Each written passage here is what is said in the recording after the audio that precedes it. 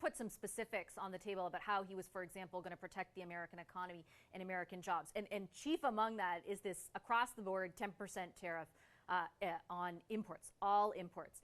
I was told by someone in the Prime Minister's office this week, Canada has received no assurances that we would be exempt from the application of those tariffs. If you were still Finance Minister, how much would that worry you? Well, obviously it's worrying everyone a lot around the world, not just in Canada.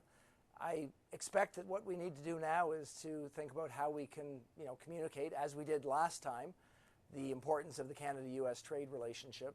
But we're going to need to go further. We're going to need to think about what policy initiatives, what substance can we actually think about that will align with the kinds of things that the new president is going to want to focus on. So we'd be worried, and we should be worried, and we need to be on the top of our game and think about what we can do to improve our outcomes. I'm going to quickly follow up with you before I go back to Ms. Ambrose and ask, when you think about what those kinds of policies might be, what are they? What are a couple of things that you think the federal government should pursue that would be in line with the type of things that you think would resonate in the White House now? Well, the world's changed a lot since the last negotiation. The geopolitics have changed dramatically, so with that you need to think about defense. Obviously, technology has risen as a critical determinant of the status of the U.S. versus China, so we need to think about how we align with the U.S. in the technology sector. And obviously, we're going to need to think about some of the economic issues that we're going to face. So energy security is going to be critical. We're going to be forced to think about the dairy sector. So as I go through those one by one, we will need to think about how we get to our defense spending targets more rapidly than the government has currently laid out.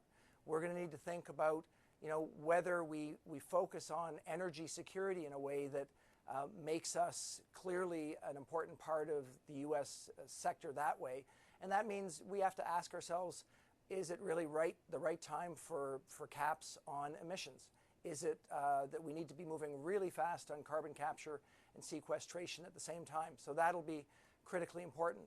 And we'll need to ask ourselves, and this is some hard questions, should we really move forward on a digital services tax on technology when technology is going to be a critical issue for the U.S. to stay in the ascendancy? And should we be looking carefully at our supply managed sectors to think about what we're going to do when we're inevitably faced with that issue in an upcoming discussion? So these are hard policy choices. I think they're the right things to be putting on the table to think about now. It's not only about having great relationships, it's also about the substance of what we're actually going to do to be a good partner to the United States.